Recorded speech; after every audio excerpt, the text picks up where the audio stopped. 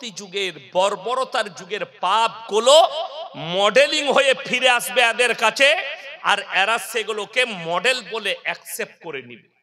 বেঈমান কাফেরদের মেহনত, তারা কামিয়াব হয়েছে, তারা কামিয়াবি লাভ করেছে। যারা পশ্চিমী দুনিয়াকে ফলো করছেন, অনুরোধ করে বলছি, ভারতের মাটিতে পরকীয়াকে লিগ্যাল করে দেওয়া হয়েছে, আর মুসলমানদের কাছে সব থেকে বড় পাপ যেটা ছুটছে, এ নামাজও পড়ছে, জিনাও করছে, নামাজও পড়ছে, পরকীয়া করছে, মায়েরা নামাজ পড়ছে, ঘুমটা দিচ্ছে, পরকীয়ায় লিপ্ত হচ্ছে। কেন? সরকার লিগ্যাল করে দিয়েছে পরকীয়া, ভারতের মাটিতে লিগ্যাল।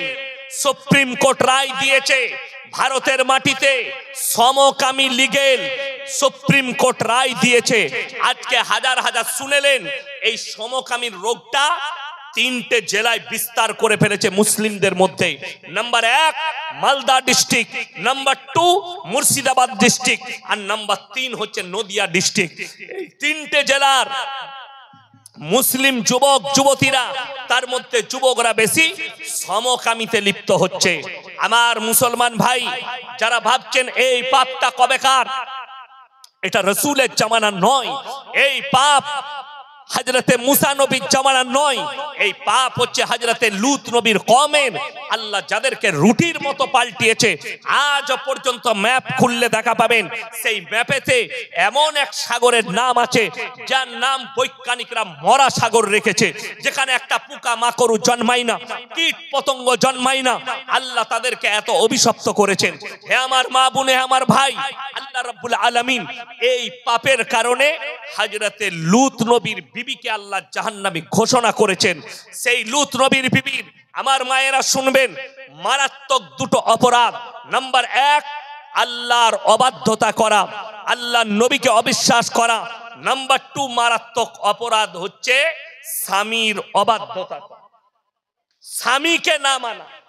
আজকে আমার মায়েরা বোনেরা শুনেলেন, কিয়ামতের আলামতের মধ্যে মারাত্মক আলামত হচ্ছে পুরুষরা বিবির গোলামি করতে লাগবে, জানবে কিয়ামত কাছে।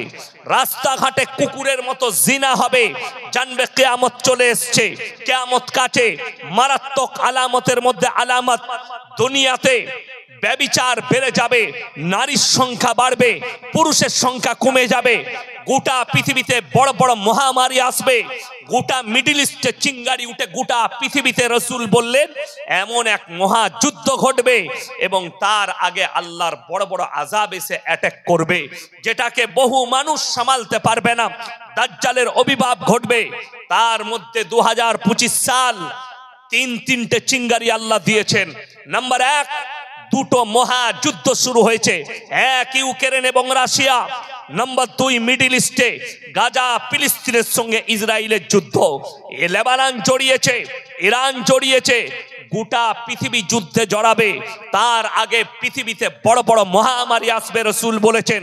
নাম্বার 1 করোনা পেরিয়ে গেছে, এরপরে আপনারা ইন্তজার করুন আরো এক বড় মহামারীর। তারপরে ইন্তজার করুন 2025 সালে চিঙ্গারি আল্লাহ উঠিয়ে দিয়েছেন। একটা মাত্র গাছের টক্করে আগুন লেগে 40,000 একর জমি আগুন ধরে গেছে, গোটা এলাকাকে এলাকা ছাই। এখনো পর্যন্ত আগুন লিভিয়ে উদ্ধার করতে পারেনি। কানাডা পর্যন্ত বাম্পার পাঠিয়েছে, যুদ্ধ বিমান পাঠিয়েছে। আপনার সমুদ্র থেকে পানি তুলে আগুনের উপরে ফায়ার করা হচ্ছে, আগুন নিভিয়ে উদ্ধার করতে পারেনি। দ্বিতীয় বড় আযাব এসছে আমেরিকার উপরে, সেটা হচ্ছে বরফের ঝড় এসছে। কয়েকশো কিলোমিটার গতিতে বরফের ঝড় এসে একটা এলাকাকে ঢেকে দিয়ে চলে গেছে। নাম্বার 3 মক্কার বুকে এমন এক বারিশ এসছে, সেখানে বন্যায় পরিস্থিতি আল্লাহ দাঁড় করিয়ে দিয়েছে। শুনে রেখে দেন, হে আমার মুসলমান ভাই, আজকে বহু মুসলমান ঈমান হারাচ্ছে। তার মূল কারণ হচ্ছে কোরআনের আদর্শ থেকে সরে যাওয়া, রসুলের আদর্শ থেকে সরে যাওয়া। একটা মোবাইলের দাম 30,000, 15,000, 20,000। মানুষ খেটে খায়, কিন্তু একটা মোবাইল কিনতে তার কষ্ট হয় না। দুঃখের বিষয়, খেটে খায়, ধার দেনা করে বন্ধন লোন নিয়ে, গ্রুপ লোন নিয়ে নাতি নাতনিকে, মেয়েকে, সন্তানকে এই সুদের ওপরে টাকা নিয়ে মোবাইল কিনে দিচ্ছে। দুঃখের বিষয় আপনার বাড়িতে একটা কোরআন নাই। দুঃখের বিষয় আপনার বাড়িতে একটা মানে কোরআন নেই। আপনি আপনার সন্তানকে, আপনার মেয়েকে নামাজ শিক্ষার বইটা হাতে ধরাতে পারলেন না। আপনার মেয়েকে নামাজের তারবিয়ত দিতে পারলেন না। যেটা হাদিসের মধ্যে আছে 7 বছর বয়স হলে সেই বাচ্চাকে তুমি নামাজের তারবিয়ত দাও, মসজিদের পেছনের কাতারে দাঁড় করাও, দ্বীনি শিক্ষা দাও। আজকে সরে গেছে, ওই জায়গা থেকে সরে গিয়ে আপনার কাছে যেটা এসছে সেটা হচ্ছে দুনিয়াদারি। আর এই দুনিয়াদারির কারণে বেঈমান কাফেরদের পাপগুলো আপনি অ্যাকসেপ্ট করছেন।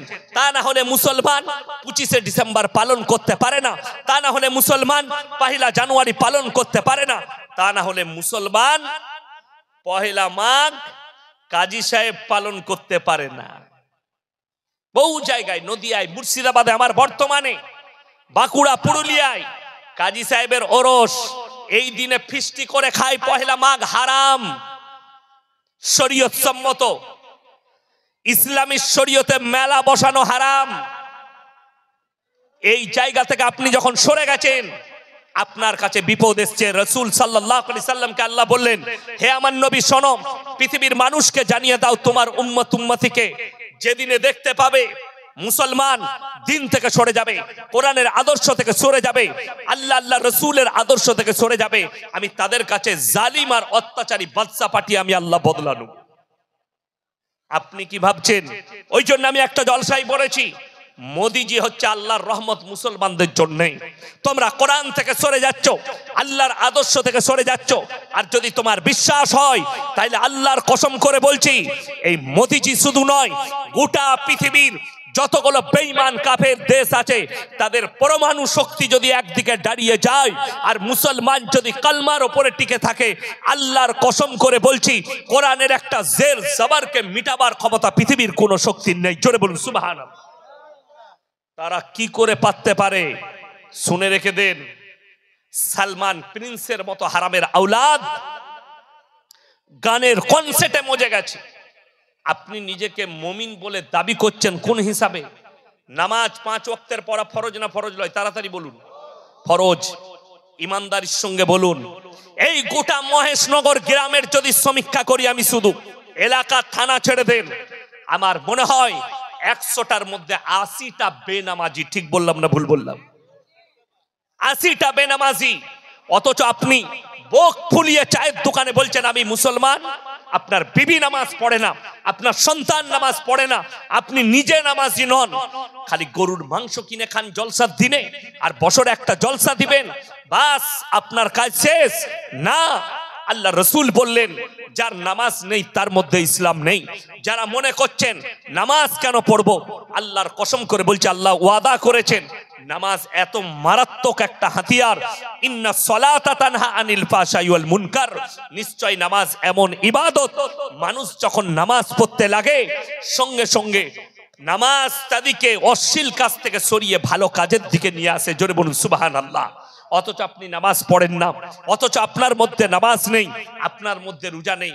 আপনি ভেবে দেখুন, আল্লাহ রাসূল সাল্লাল্লাহু আলাইহি সাল্লাম হাদিস বর্ণনা করলেন, যারা 5 ওয়াক্তের নামাজি হবে আল্লাহ মৃত্যুকাল পর্যন্ত তাদের রুজিতে কোনোদিন কমি দিবেন না। আল্লাহ রাসূল হাদিস বর্ণনা করলেন, যারা আল্লাহর রাস্তায় দ্বীনের পথে থাকবে আল্লাহ মৃত্যুকাল পর্যন্ত তাদেরকে ইজ্জতের রুজি দান করবেন। জোরে বলুন সুবহানাল্লাহ। ইজ্জতের রুজি আলাদা, খাবার আলাদা। ঠিক কিনা কথা বলে? খাবার আপনি হোটেলেও কিনে খেতে পারেন, পারেন না? পারেন। বিসমিল্লাহ। কিন্তু আপনি দস্তরখানে বসেছেন, আপনার পরিবার, আপনার স্ত্রী পাশে বসে আপনাকে খাওয়াচ্ছে, 1 পিস গোশত দিই তোমাকে, খাও, এই দেখো এই গোশতটা তুমি ভালোবাসো, এটা তোমার, খাও। 1 পিস আলু দিই, এই রুজিটা হচ্ছে ইজ্জতের রুজি। যারা মনে করছেন যাদের কাছে কোটি টাকা আছে তারাই হচ্ছে সব থেকে সুখী, কলকাতায় গিয়ে দেখো রাত 2টোয় মদ খেয়ে বাড়ি ঢুকে বউ শুয়ে আছে কুকুরের সাথে, আর এরকম সোফা আছে ঘরে, আন্ডার প্যান্ট পরে পড়ে বিবির পাশে শুতে পাই না। আর তুমি বেথুয়াতে গিয়ে সবজি বিক্রি করো, আলু বিক্রি করো। রাতের বেলায় এলেন, 500 টাকা রোজগার হয়েছে, বিবি ডাল আর আলু সানা করে রেখেছে, দুটো ডিম ভাজি করলো, এক দস্তরখানে এশার নামাজ পড়ে বিবির সঙ্গে খেলেন একসাথে বসে, বিবি ছেলেকে নিয়ে ফজর পর্যন্ত বিবির গলায় হাত রেখে ঘুমাতে পেরেছেন। সিজদায় পড়ে আল্লাহর কাছে কেঁদে বলুন, আল্লাহ তোমার শুকর আদায় করে শেষ করতে পারবো না, আমার থেকে সুখী কেউ নাই। জোরে বলুন সুবহানাল্লাহ। কোটি টাকা আছে, বিবির পাশে শুতে পাই না, তারা কখনো সুখী হতে পারে? 100 কোটির মালিক, কিন্তু বউ সয় কুকুরের সাথে, জিনা করে কুকুরের সাথে, আর আল্লাহর কৃপায় হালাল বিবির সঙ্গে জড়িয়ে ঘুমাতে পান। আল্লাহর শুকর আদায় করুন। বেঈমান কাফেররা আপনার ঈমানকে ছিনাবার জন্য বহু রকমের ষড়যন্ত্র জাল আপনার উপরে বুনে দিয়েছে, আপনি বেরোতে পারবেন না যদি আপনি ঈমানের উপরে না টিকেন। আপনি জানেন নামাজ 5 ওয়াক্তের পড়া ফরজ, অথচ বেঈমান আপনাকে বেনামাজি করে দিল, তাদের আখলাক আর চরিত্র বেনামাজি করে দিল আপনাকে। কে বলল যে নামাজ না হলে আমার কোনো প্রবলেম নেই? অথচ আল্লাহ তাআলা কোরআনে বললেন কিয়ামতের দিনে দুটো রাস্তা হবে। আমার ভাইয়েরা মায়েরা ভালো করে শুনেলেন, একটা রাস্তায় জান্নাতীরা প্রবেশ করবে আর একটা রাস্তায় জাহান্নামীরা। জাহান্নামীরা দাঁড় করাবে, জান্নাতীরা কি বলে? ফি জান্নাতি ইয়াতাসাআলুনা লিল মুজরিমিনা মা সালাকাকুম ফি সাকার। তোমরা বলতে আমরা পাড়ার ভালো লোক, গ্রামের ভদ্রলোক, তোমরা কেন জাহান্নামে যাচ্ছ? তারা 1 নম্বর উত্তর দেবে, ক্বালু নামনাকু মিনাল মুসাল্লিন, আমরা নামাজি মুসল্লিদের মধ্যে ছিলাম না, আমরা নামাজি মুসল্লি ছিলাম না, আল্লাহ তাই আমাদেরকে জাহান্নামে পাঠিয়েছে। আল্লাহ রাব্বুল আলামিন নামাজের এত গুরুত্ব দিয়েছে। সবাই হাত তুলে বলুন, আজ থেকে নামাজ কেউ ছাড়বো না। জোরে বলুন ইনশাআল্লাহ। হে আমার যুবক, হে আমার যুবতী, খারাপ কাজ থেকে সরো, নামাজি হও, বাড়িতে নামাজ নিয়ে আসুন। অবাক হবেন, আমার মায়েরা পুরো বৎসর কোরআন পড়ে না, পড়ে বাড়িতে কোরআন খোলায় না, খুলে কখন? শুধুমাত্র রমজান মাস, আর কিছুদিন পরে রমজান মাস আসবে কোরআন খুলবে। আচ্ছা আপনারা বলুন, কাঁচা পিতলের জিনিস জানেন না? জানেন না? আচ্ছা ওটা ব্যবহার করলে চকচক করে না ভরে রাখলে? ব্যবহার করলে। কোরআন এমন এক মুকাদ্দাস কিতাব, যদি কেউ পড়তে থাকে আস্তে আস্তে আল্লাহ তার গিলে গাঁথতে থাকে। জোরে বলুন সুবহানাল্লাহ। অনেক এমন বাবাজি আছে 5 ওয়াক্তের মুসল্লি, জিজ্ঞেস করুন সূরা ইয়াসিন পড়তে পড়তে মুখস্থ হয়ে গেছে, আছে না? না আছে। অনেক এমন মুসল্লি আছে সূরা ওয়াকিয়া মুখস্থ, আর রমজান মাসে একবার কোরআন খুলে খালা, তার ঘরে আর ফেরেশতা থাকে না। আর হা দু দু লেলা হেরা, বুঝে করো যে পুরো রমজান মাসে খালা 27 পারা পড়েছে থেকে থেকে। তারপরে 27 দিনে ইমাম সাহেবকে দিয়ে পাঠিয়েছে হাফেজ সাহেবকে, হাফেজ সাহেব আমার 3 পারা বাকি আছে, একটু পড়ে দিয়ে বক্সে দেবেন। দেখবেন ছোট ছোট কাগজে নাম লিখে মেয়েরা দিয়ে পাঠায়, আমার 1 খতম আমার খালুর নামে, আমার 2 খতম আমার চাচির নামে, আমার 3 খতম আমার বাপের নামে। আচ্ছা গোটা গ্রামে 1000 মা যদি আমাকে দোয়া করতে দেয় কাগজে লেবে খালার নামে চাচুর নামে, তা আমাকে পাইকিরি দোয়া করতে হবে না? হবে না? রাব্বানা আতিনা ফিদ দুনিয়া হাসানা ওয়া ফিল আখিরাতি হাসানা, আল্লাহ সবারই দোয়া করুন। আর প্রতি দোয়াই 10 টাকা করে। আমাদের সমাজ সব নামাজও পাইকিরি চলছে। পাইকিরি চলছে না? চলে নাই?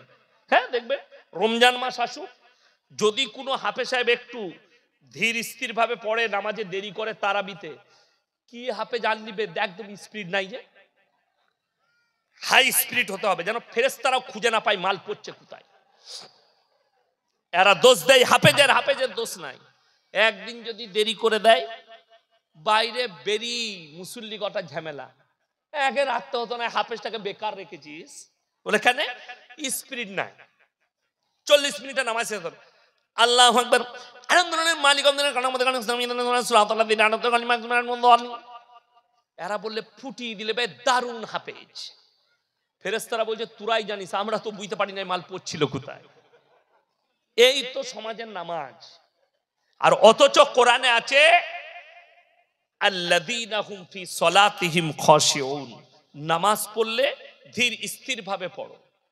আমাদের নামাজ তো ওই জন্য রাসূল বলেছেন, রাসূল সাল্লাল্লাহু আলাইহি সাল্লাম বলেন ফাইন্নাহু ইয়ারাক, তোমরা নামাজে দাঁড়ালে মনে মনে ভাববে আমি আল্লাহকে দেখতে পাই বা না পাই, আমার আল্লাহ আমাকে অবশ্যই দেখছে।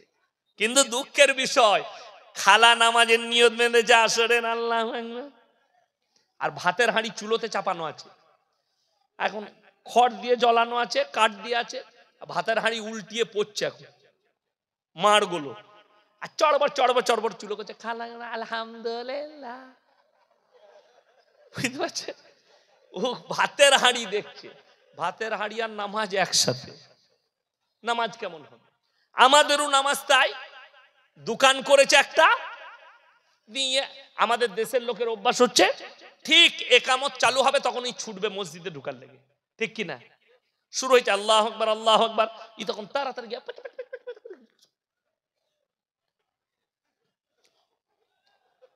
নিয়ত বেঁধে, আর মনে পড়ছে না ক্যাশ বাস্কতে চাবি লাগিয়েছি না লাগাই, নামাজটা কেমন হবে? ক্যাশ বাস্ক আর নামাজ একসাথে, ওই রকমই নামাজ হবে।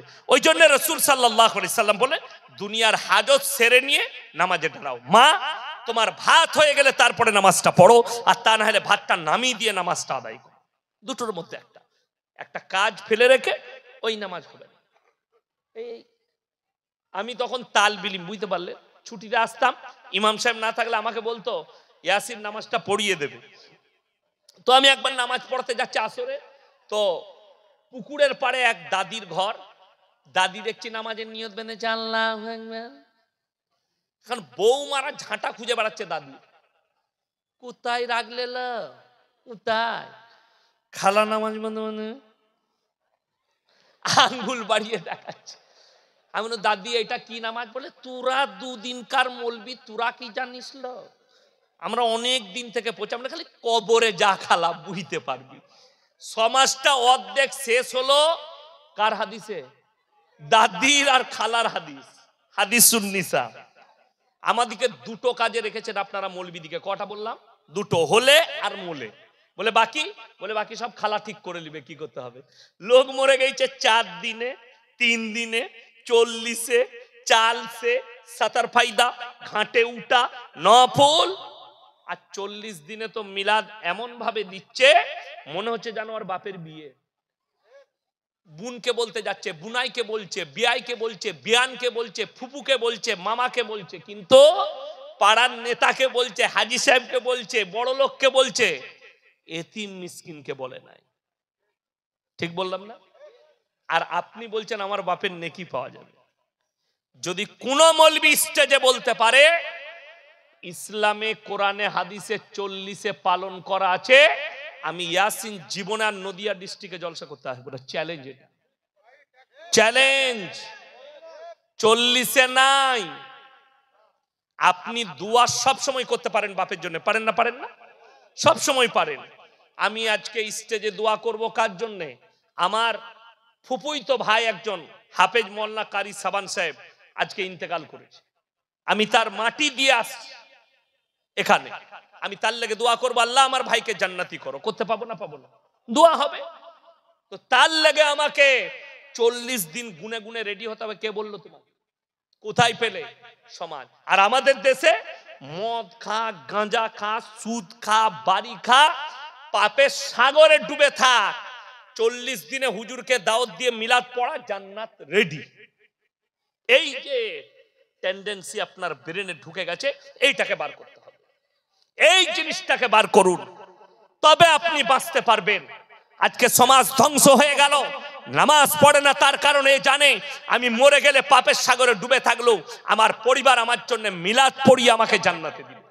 আপনি এটা ব্রেনে ঢুকিয়ে নিয়েছেন, অথচ আপনার জানা নেই নবীজি সাল্লাল্লাহু আলাইহি সাল্লাম চাচার জন্য হাত তুলেছিলেন, হে আল্লাহ আমার চাচাকে তুমি ক্ষমা করে দাও। আল্লাহ অর্ডার দিলেন, নবীজিকে নিষেধ করলেন, মা কানা লিন নবী ওয়াল্লাযিনা আমানু আন ইস্তাগফিরু লিল মুশরিকিন ওয়ালাউ কানু উলি কুরবা। হে আমার নবী এবং মুমিনরা শোনো, তোমরা দোয়া করতে পাবে না। যারা মুশরিক হয়ে বেঈমান কাফের বদ্দিন হয়ে মারা গেছে তার লেগে দোয়া করতে পাবে না, যদিও তারা তোমাদের নিকটতম আত্মীয় হয়। এরপর ভেবে দেখুন, আমাকে ভাড়া করে এনেছেন, আচ্ছা কোন মৌলবীর দোয়া শুনেছেন? আল্লাহ আমাকে দেশি মুরগি দিয়ে ভাত দিয়েছে, ফ্রাই রাইস খাইয়েছে, আল্লাহ গাওয়া ঘের পরোটা খাইয়েছে, আল্লাহ আমাকে 10,000 টাকা দিবে, এর বেটা 4 বোতল মদ খেয়ে বেথুয়ায় অ্যাক্সিডেন্ট হয়ে মারা গেছে, আল্লাহ একে যা হোক করে জান্নাতে প্রবেশ করাও। আল্লাহ আমাকে যখন টাকা দিয়ে যাকে শহীদের মর্তবা দাও। সে হুজুর মার খাবে না? খাবে না। আগে তো সেই মৌলবীকে মারবে। আর এই দোয়া কোনো হুজুর আশা করি করবে না। আমরা কি দোয়া করি? আল্লাহ মুমিনিন মুমিনাত মুসলিমিন মুসলিমা, মুমিন মুমিনা মুসলিমিন মুসলিমা। কোন হুজুর বলবে না মাতালকে, গাঁজাখোরকে, সুদখোরকে জান্নাতে যাও। আল্লাহ চিরজীবন সুদ খেয়ে মারা গেছে, আল্লাহ আমাকে আল্লাহ জান্নাতে দাও। সে আগে কেলানি খাবে যে এই দোয়াটা করবে। রেডি হয়ে থাকতে হবে। আমার ভাই, অনুরোধ করে বলে যাচ্ছি, আপনাকে পাপ থেকে সরে আসতে হবে। আল্লাহ তাআলা শুধু তাই নয়, এটা তো একজন নবীর কথা বললাম, যিনি সৃষ্টির শ্রেষ্ঠ। নবীজির থেকে দামি লোক পৃথিবীতে কেউ আছে? কিয়ামত পর্যন্ত আসবে। যদি আল্লাহ নবীকে নিষেধ করেন তুমি তোমার চাচার জন্য দোয়া চাইতে পাবে না, তা আমার মতো ফুটো মৌলবীর আর কি দাম রইল? কথাটা বুঝতে পারেননি? শুধু তাই নয়, বলে দিই, হযরতে নূহ নবী পৃথিবীর যতগুলো আল্লাহ নবী পাঠিয়েছেন সব থেকে বেশি ইসলামের প্রচার করেছেন নূহ নবী। 950 বছর, 50 কম হাজার, জোরে একবার বলুন সুবহানাল্লাহ।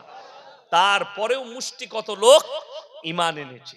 হযরতে নূহ নবী অনুরোধ করলে হাত জড়ো করে, হে আমার কওম, হে আমার সন্তান, আমার পরিবার, তোমরা আল্লাহকে বিশ্বাস করো, তা না হলে আল্লাহ তোমাদেরকে কঠিন আযাবে মুবতালা করবে।